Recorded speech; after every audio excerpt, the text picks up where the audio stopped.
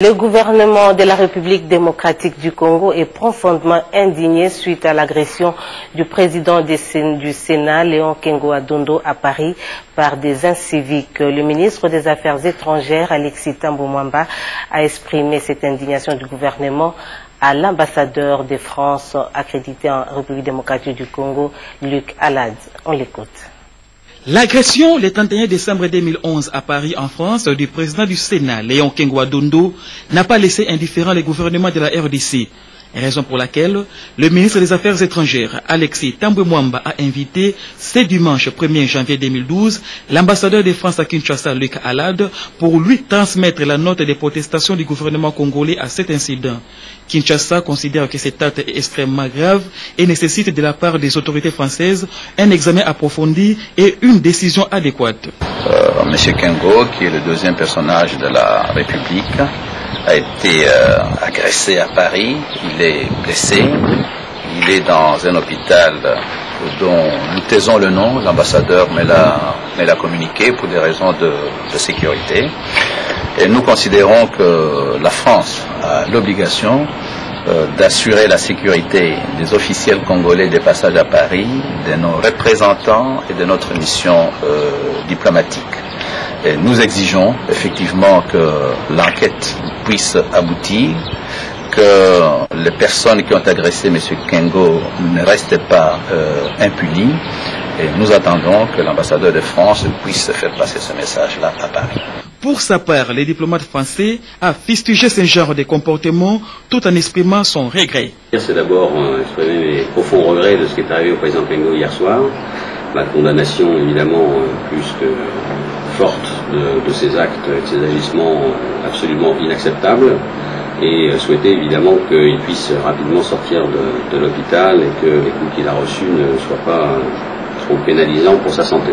La RDC demande au gouvernement français de coopérer étroitement dans la mise en place des dispositions concrètes de protection et de sécurisation tant de ses représentants que de sa mission à Paris et dans l'échange d'informations sur les circonstances qui ont entouré cette atteinte grave à la sécurité de la personne du président de son Sénat. Confirmez-vous que le président du Sénat a été victime d'agression en France aujourd'hui? Oui, malheureusement, je confirme que le président du Sénat a été agressé à la descente du train, l'amenant de Bruxelles sur Paris, en gare du Nord, aujourd'hui, par un groupe de malfrats désormais bien connus des Congolais, les fameux combattants proches d'Étienne Tshisekedi et d'Honoré Mbanda, qui terrorisent tous les Congolais qui passent par la France, la Belgique ou la Grande-Bretagne.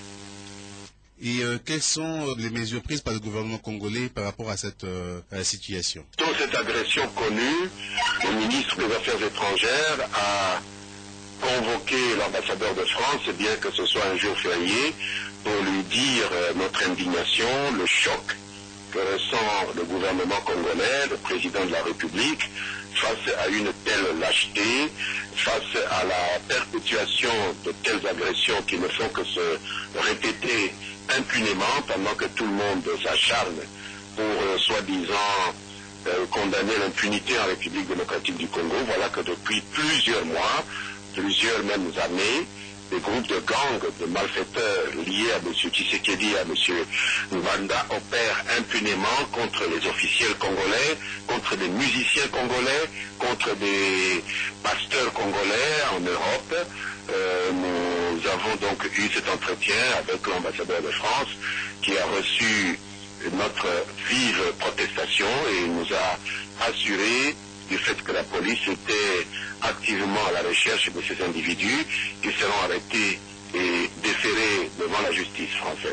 Monsieur le ministre, et face à cette réalité, que compte faire à présent le gouvernement congolais? Je voudrais bien sûr réitérer notre indignation face à cette honte qu'inflige à la nation congolaise des fils et des filles de la République démocratique du Congo, un peu perdus dans ces pays lointains, et que certains politiciens comme M. Tshisekedi utilisent de manière tout à fait cynique contre leur propre pays, contre leur propre peuple.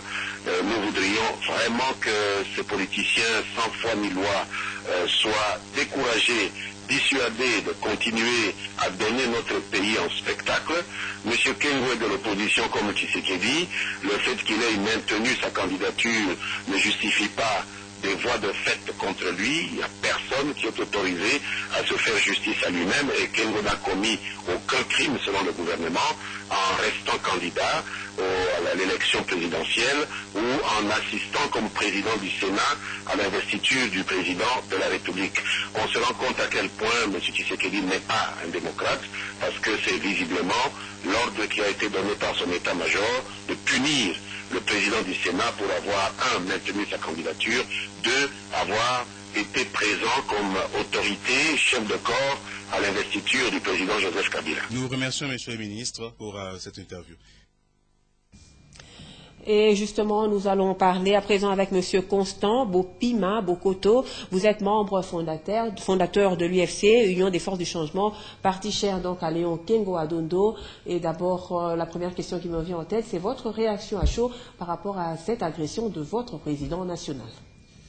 Bien sûr, et merci Elisabeth pour votre invitation et pour cette occasion que vous me donnez de donner ma réaction à chaud devant cette situation, comme l'a dit Monsieur le ministre tout à l'heure, qui n'honore pas notre pays. Donc, ma réaction est marquée par un triple sentiment. Le premier, c'est le sentiment de colère, d'indignation contre un acte aussi barbare qui se commet à l'encontre d'une personnalité du rang de M. Kengo Adondo, et de son âge, et devant son épouse. Je ne sais pas ce que cela donne comme image de notre pays, de notre jeunesse, parce que la plupart des gens qui ont fait partie de cette bande sont des jeunes. Et le deuxième sentiment que je viens exprimer, c'est celui de regret.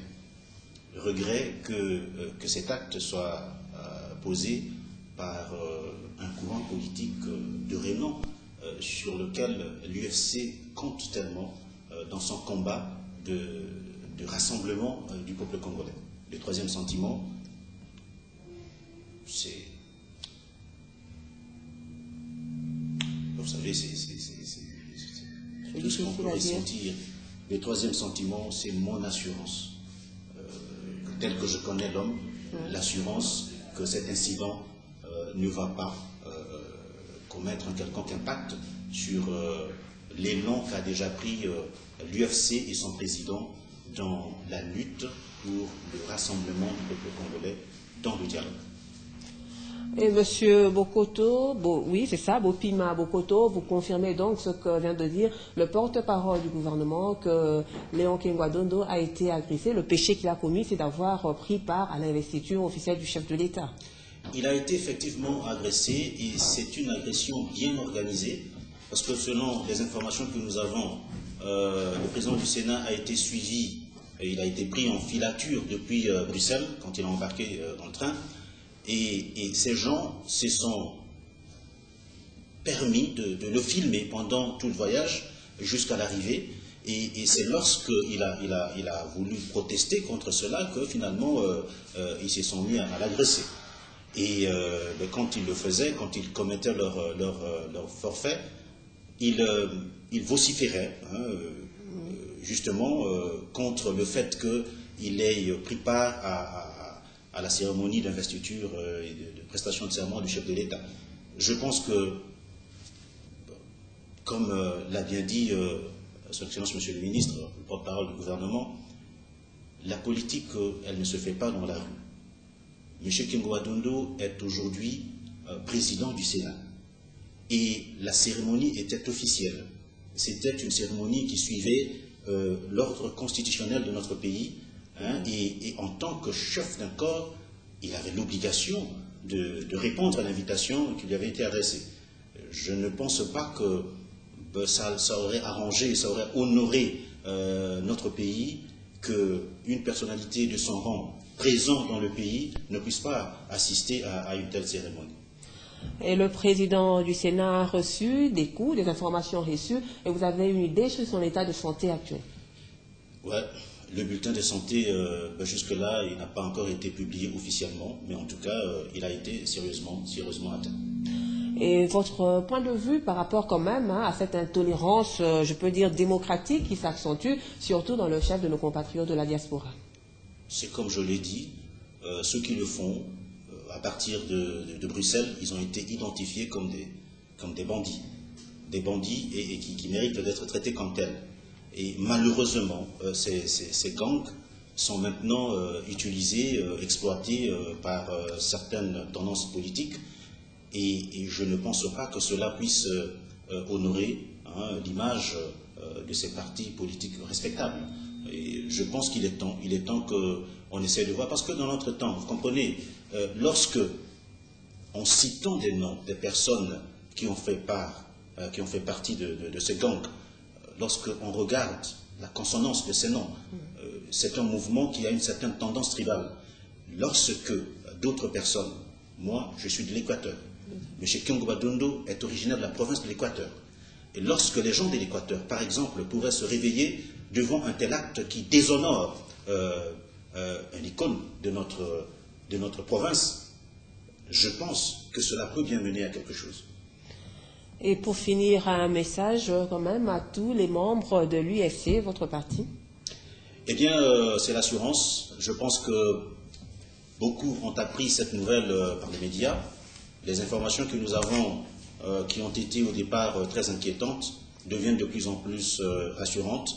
Le président de notre parti est en train de se remettre de son état. Je crois qu'il doit être transféré de l'hôpital où il se trouve maintenant vers un autre pour des soins un peu plus avancés. Et très bientôt, il reprendra, il reviendra. Et comme je l'ai dit, tel que nous le connaissons, cela ne portera pas du tout un coup d'arrêt à l'élan que nous avons pris dans le parti pour la promotion du dialogue et de la lutte pour le rassemblement du peuple congolais.